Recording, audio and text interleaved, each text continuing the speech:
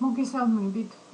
დღეს კიდევ ერთხელ მინდა ამ ვირუსის თემას მიუბრუნდე და კიდევ ის მონაცემები, რომელიც ახლა უკვე არის და უკვე გამოჩნდა, მოგაწოდოთ და თქვენ შეგეძლოთ, რომ გამოიყენოთ. პირველ რიგში მინდა გითხრათ, რომ აი ამ დაავადებას აქვს სამი ფაზა, თუ შეიძლება ასე ვთქვათ. პირველი არის პირველი ორი დღე. შემდეგი ფაზა სადღაც მესამეც ასე თუ ისე მეოთხე დღიდან იწყება შემდეგი ფაზა და გამოხატული სიმპტომები არის უკვე შემდეგ სადღაც მეხუთე-მეექვსე დღეს. ეხლა სტადიებიც არის სხვადასხვა და ყველა შემთხვევაში და ყველა ადამიანის შემთხვევაში სხვადასხვანაირად მოქმედებს ეს. უნდა ვიცოდეთ, რომ ყველას იმ ადგილას ექნება გამომჟღავნებული პრობლემა, რა პრობლემაც აქვს, რაც აქვს სუსტი ადგილი. ვის თავი აქვს, ვის ღვიძლი აქვს, ვის თირკმელი, ვის გული, ყველა სუსტ ადგილზე ურტყავს. მაგრამ ეს ხდება მაშინ, როდესაც უკვე გამოვლინდა. აი სანამ გამოვლინდა, ყველაზე მთავარი არის, რომ არ მისცეს საშუალება, რომ მთელი ძალით გამოვლინდეს და ეს უნდა მოახერხო პირველ ორ დღეს. რა სიმპტომები აქვს? სანამ როგორ უნდა გავიგოთ? ყველაზე ხშირად ეს არის ძლიერი სისუსტე. შეიძლება მაგ დროს არც ტემპერატურა ჰქონდეს ადამიანს და არც ხველა და არც სურდო და არაფერი ვირუსის მსგავსი. უბრალოდ საერთო სისუსტე, უბრალოდ ცუდი განწყობა, უბრალოდ ხნოსვის შესუსტება. აი ეს. აი ამ პირველ ორ დღეს თუ ყველაფერი სწორად გააკეთა ადამიანმა და არ ჩაუშვა ვირუსი იქამდე, რომ სასუნთქ სისტემაში ჩააღწიოს, მაშინ ყველაფერი კარგად იქნება. და პირველი რაც საჭირო, ამაზე ბევრჯერ ვისაუბრია და ბევრჯერ ინფორმაცია მიგვიღია, პირველი არის წყალი.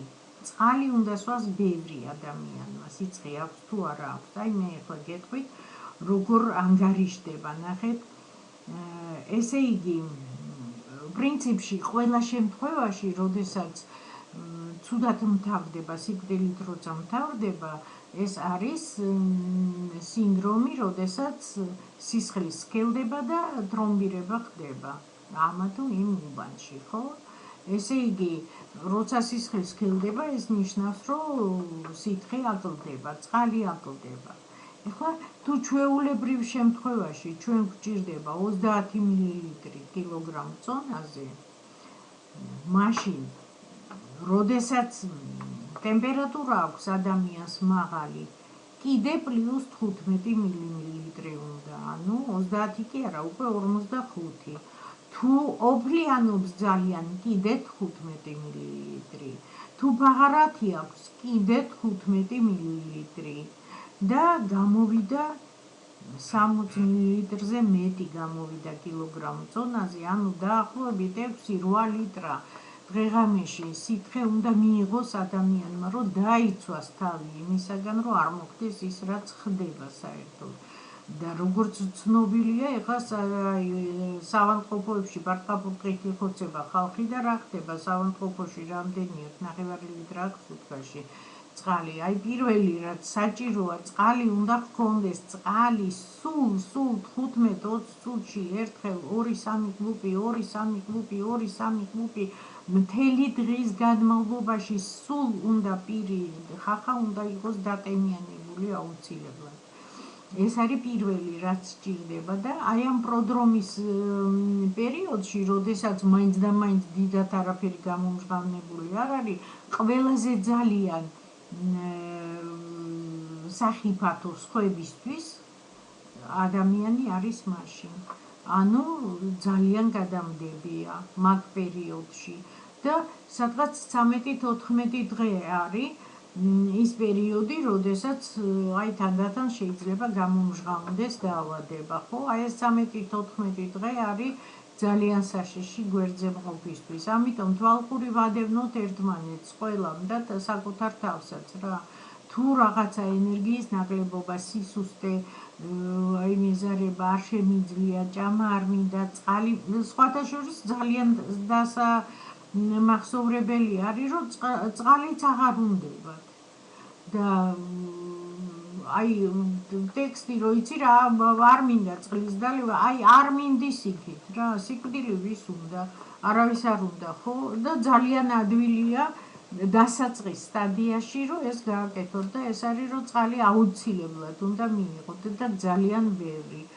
და პირველი კიდე რაც საჭიროა პირველ დღეებში აუცილებლად ეს არის H500. H500 არის ყველაზე ძლიერი ანტიოქსიდანტი, რომელიც არსებობს და ჩვენ ბევრი ადამიანი, ვისაც დაემართა უკვე ეს COVID და ძალიან კარგად და ჩვეულებრივად გამოვიდა მდგომარეობიდან, პირველ რიგში H500 აი პირდაპირ მუჭით შეიძლება ჩაიყაროს 5 ცალი თქვათ, ჩაიყაროს პირში და წყალი დააყოლოს, ძალიან აქტიურად მოქმედებს და აჩერებს აი ამ ძლიერ ინტოქსიკაციას და სწრაფად ვირუსის გამრავლებას ეწინააღმდეგება. H500 ერთ დღეში შეიძლება H500 5 კილოგრამ წონაზე ერთი კაფსულა. ესე იგი საშუალოდ 70 კილოგრამიან ადამიანს უნდა 12-14 კაფსულა დღეში. ნუ აი 5-5 გეუბნებით, 5-5 მუჭით შეიძლება ჩაიყარო დღეში 3-ჯერ და ეს ძალიან კარგად აჩერებს. თუ გავრცელდა მაინც დაავადება და ავიდა ტემპერატურა 38 გრადუსამდე, ისევ H500 არის საჭირო აუცილებლად. შეიძლება თუ ტონზილები გაწითლდა და ყელი სტივა და რაღაცა, შეიძლება პირდაპირ კაფსულა გახსნას ადამიანმა და ზედ დაიყაროს. ესეც არის მისაღები. შეიძლება აი ამ წყალში, კორალ წყალში ჩაყაროთ H500 და აი ყურის საწმენდი ჭხირები როა ის დაასველოთ და ის ცხვირში გამოისვათ ორივე ნესტოში დღეში რამდენიმეჯერ, ყელში გამოივლოთ. აი ეს არის პირველი დღეები. შემდეგი სტადიები არის უკვე როცა ტემპერატურა არის და როცა ყველა აი ცნობილი ყნოსვა, მადა, ხველა, მშრალი და ასე შემდეგ, რომელიც ჩნდება, ხო? ამ პერიოდში ყველაზე საჭირო დიდი დოზა D ვიტამინისა, მაგალითად 50-70 მილილიტრი და ცინკი, ანუ თუთია, ხო, რომელიც აუცილებლად სასურველია. თან ყველაზე კარგად მისი შეწოვა ხდება მწვანე ჩაის მიყოლებით, რომ მწვანე ჩაისთან ერთად მიიღოთ თუთიას ტაბლეტი. და კიდევ რადგანაც ხველა მშრალია და გუდავს და აი პრაქტიკულად ნახველი არ არის, ძალიან გვთავაზობენ ძირტკბილას, სალოდკა. აი ეს ძირტკბილა ის აქვს ვირუსის საწინააღმდეგო მოქმედება და ძალიან კარგად მოქმედებს ვირუსზეც და უკვე დაწყებულ ინფექციაზეც ფილტვებში თუ ჩავიდა და პირდაპირ შეიძლება 2-3 კაფსულა ძირტკბილა ჭიქაში ჩაყაროთ და როგორც ჩაი გახსნათ იმაში წყალში და როგორც ჩაი დალიოთ თბილ მდგომარეობაში. ეხლა რა მინდა გითხრათ, სანამ პრობლემა დაწყებულა, ყველაზე მთავარია იქამდე წესრიგში მოყვანა, ვისაც იოდ დეფიციტი აქვს, ყველაზე მთავარია, იოდს ძალიან დიდი მნიშვნელობა აქვს იმუნიტეტისთვის. ანუ წესრიგში მოიყვანეთ თქვენი ფარისებული ჯირკვალი, ვისაც თირკმელი არ აქვს წესრიგში მოიყვანეთ, წმენდა ჩაიტარეთ, კუჭის მოქმედებას მიაქციეთ ყურადღება.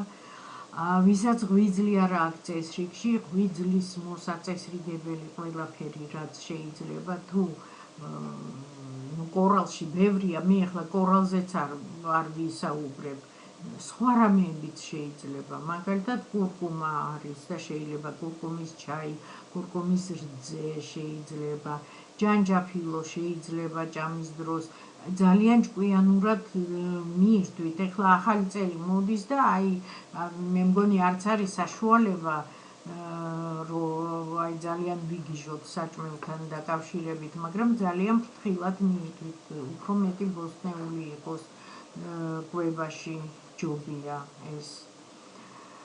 ახლა კუჭ-ნაწლავის ტრაქტის წესრიგში მოყვანა არის უმნიშვნელოვანესი ფაქტორი, იმიტომ რომ სისხლის შემადგენლობა შესაბამისი არის იმისა, რა შევჭამეთ და როგორ მოვინიარეთ და ამიტომ ვისაც ფერმენტების დეფიციტი აქვს, ფერმენტები დაიმატეთ, ვისაც შეკრულობისკენ მიდრეკილება აქვს, გასკარა დაიმატეთ, რაღაცა კვება შეცვალეთ. მე სულ მაგას ვამბობ, ვისაც შეკრულობისკენ გაქვთ მიდრეკილება, დღეში რამდენიმეჯერ გახეხეთ სტაფილო და შეჭამეთ, გახეხეთ ჭარხალი და შეჭამეთ, შეჭამეთ შავი გლიავის ჩირი, შავი გლიავის პავიდლო და ვიფიქრეთ იმაზე, რომ არ შეიძლება აი ყოველი ზედმეტი საათი, როდესაც კუჭის მოქმედება არ ქონდათ, ინტოქსიკაცია იზრდება და ეს ტვირთავს თქვენ ღვიძლს, თირკმელს და მთელ ორგანიზმს და ამაზე საჭიროა, რომ ყველა ადამიანმა იცოდეს ამის შესახებ. ეხლა რატომ შევუბრუნდი დღეს კიდევ ამ თემას? იმიტომ რომ განსაკუთრებული ყურადღება უნდა მიაქციოს იმან, ვინც მოიხადა უკვე და ვისაც ჰქონდა. რას ტოვებს ეს ვირუსი? ხო, რამდენიმე თვე, 2-3 თვე იმუნიტეტს ტოვებს და ესეც არ არის ყველა შემთხვევაში დამტკიცებული. ზოგი ამბობს 2 თვეო, ზოგი ამბობს 4-იო, ზოგი ამბობს 6-იო, მაგრამ ზუსტად არავინ არ იცის რამდენს ტოვებს და რას ტოვებს, მაგრამ ის რომ გართულებებს ტოვებს სხვადასხვა ორგანოებზე, ეს ფაქტია და უკვე გამოვლინდა. მინდა გითხრათ, რომ სტატისტიკურად სუიციდის ფაქტები დადასტურდა კოვიდის გადატანის შემდეგ 20%-ით არის მომატებული. ფსიქოემოციური სხვადასხვა დარღვევები კიდე, დეპრესიული მდგომარეობები, გაღიზიანება, ნერვოზი, გულის არეში პრობლემები, ტკივილები, გულის ცემები არის ძალიან ხშირად და ამისი ყურადღების მიქცევაც შეიძლება სხვადასხვაგვარად, ხო? თუ ჩვენ თვითონ კოვიდის დროს მიმდინარეობაში, ხო, სასურველია, რომ ვერცხლი ვიხმაროთ, ჩვენი ვერცხლი, რომელიც ყელში შესასყურებლად ძალიან კარგია, სხვათა შორის ძალიან კარგია იმაზე შესასყურებლად, პირბადეზეც. აი რომ შეისყუროთ და ისე გახვიდეთ გარეთ, ბევრად უფრო აძლიერებთ ამ პირბადის ფუნქციას. ძალიან საჭიროა ყველა მიცოდეს, რომ პირბადე ეფექტურია 2 საათის განმავლობაში. 2 საათის შემდეგ ფაქტიურად ის თვითონ ხდება მავნე ადამიანისათვის. ამიტომ რამდენიმე პირბადე უნდა გქონდეთ, თუ მთელი დღით სახლიდან გადიხართ, საუკეთესო შემთხვევაში უნდა ახალი პირბადე იხმაროთ, მერე უარესში სახლში რომ მოხვალთ, უნდა გარეცხოთ ეს ერთი დღის პირბადეები და აუცილებლად ორივე მხრიდან უთოთი დააუთოვოთ და კარგი იქნება, თუ ვერცხლის წყალს შეასხავთ ან ჩაის ხიზზეც შეასხავთ, ისიც ძალიან ეფექტურია. შეიძლება იმის ვერცხლის silver maxis geli რო იხმაროთ აი ნესტოებზე წასასმელად, ტუჩებზე წასასმელადაც შეიძლება გარეთ გასვლისას, როგორც დამცავი. გადატანის შემდეგ ყველაფერი, რაც ეხება აღდგენას ორგანიზმის, ხო, თირკმელების აღდგენა არის, თუ ღვიძლის აღდგენა არის, საერთოდ ღვიძლის და გულის ფუნქციის აღსადგენად ძალიან კარგია coenzym Q10, რომელიც ძალას აძლევს კუნთებს, ღვიძლს და ტვინს კვებავს და გულის კუნთს ენერგიას აძლევს იმისათვის, რომ იმუშაოს და საერთოდ ძალიან უხდება ადამიანებს იმისათვის, რომ აი ეს გონედაცემულობის პრობლემა დაძლიოს. ძალიან საჭიროა ლეციტინი თუ რაღაცა ნერვული ფაქტორები შეამჩნია ადამიანმა ინფექციის გადატანის შემდეგ, როგორც დასახმარებელი ნერვული უჯრედების ენერგიის მოსამატებლად ძალიან კარგია ლეციტინი. თუ სერიოზულად ნევროზები და სტრესები და უძილობა და გაღიზიანება აქვს ადამიანს, მაშინ გრიფონია ძალიან კარგია, იმიტომ რომ ძალიან ეფექტურად ხსნის პანიკურ ატაკებს, რომელიც ემართებათ გინდა პროდრომებში წინ, სანამ არ გამხდარა შიშისაგან, სანამ არ გამხდარა ავად და მერე უკვე როცა გადაიტანს იმის შემდეგაც. ამიტომ შეიძლება გრიფონია დიდი დოზით იხმაროთ, მაგალითად 3 ცალი ერთ დალევაზე დღეში ერთხელ და ძალიან ეფექტურად ხსნის პანიკურ ატაკებს და აწყნარებს ამშვიდებს ადამიანს, თუმცა სიკვდილის შიშს უხსნის და არ აზიანებს არც ერთ ორგანოს. ხო, ნუ ყველა მინერალები, ვიტამინები D, C, A ეს ყველაფერი დასამატებლად. მაგრამ აი ყველაზე მთავარი ისევ ვიმეორებ. ყველაზე მთავარი ჯერ ის არის, რომ არ გავხდეთ თავად. თუ მოხდა ისე, რომ გავხდით თავად, მაშინ რა უნდა მოვიმოქმედოთ, აუცილებლად უნდა გქონდეს ის, რაც მე თქვენ ჩამოგითვალეთ, უნდა იყოს წყალი აუცილებლად, უნდა იყოს H500 აუცილებლად, მაღალი სიცხის დროს, უნდა იყოს პოდარკო, უნდა იყოს ვერცხლის წყალი, silver maxi, რო შესასხურებლად, D ვიტამინი უნდა იყოს, ცინკი, თუთია უნდა იყოს, იმისათვის, რომ აი არ გართულდეს და ადვილ ფორმებში გადაიტანოს ადამიანმა. თუმცა ისიც მინდა გითხრათ, რომ ყველას არ აქვს ეს რთული ფორმები. ეს ვირუსიც 4 სხვადასხვა ფორმა ყოფილა და ესეც გააჩნია, რომელი ფორმას ჭარბობს და რომელს რა დაემართება. და ისიც მინდა გითხრათ, რომ ერთი ფორმა ვირუსისა თუ გადაიტანა ადამიანმა, სხვა ფორმისგან დაცვას არ ახდენს და იმუნიტეტს არ უქმნის. ამიტომ მაინც ყველაზე ჭკვიანური არის, რომ წინასწარ ორგანიზმი მოვამზადოთ იმისათვის, რომ არ იყოს ეს სასიკვდილო განაჩენის ტოლფასი აი ამ ვირუსის დამარხნა. ნუ ისიც მინდა გითხრათ, რომ სავარაუდოდ ყველამ უნდა გადავიტანოთ და შიში არ იქნებოდა სწორი შიშით რო ვიცხოვროთ, მაგრამ ყველაზე სწორი არის, რომ ჭკვიანურად გავაკეთოთ ის, რაც შეიძლება გაკეთდეს იმისათვის, რომ დაიცვას ადამიანმა თავი. ეხლა მინდა, რა ვიცი, შეიძლება ტრაბახითაც გითხრათ, რომ არც ერთი კორალ კლუბის თანამშრომელი მიუხედავად იმისა, რომ ბევრმა გადაიტანა ეს პრობლემა, არც ერთ შემთხვევაში სასიკვდილო განაჩენი არ დამდგარა და ყველამ გადაიტანა ადვილ ფორმებში. ანუ არანაირი სასუნთქი აპარატები და არანაირი რეანიმაციებში ყოფნები.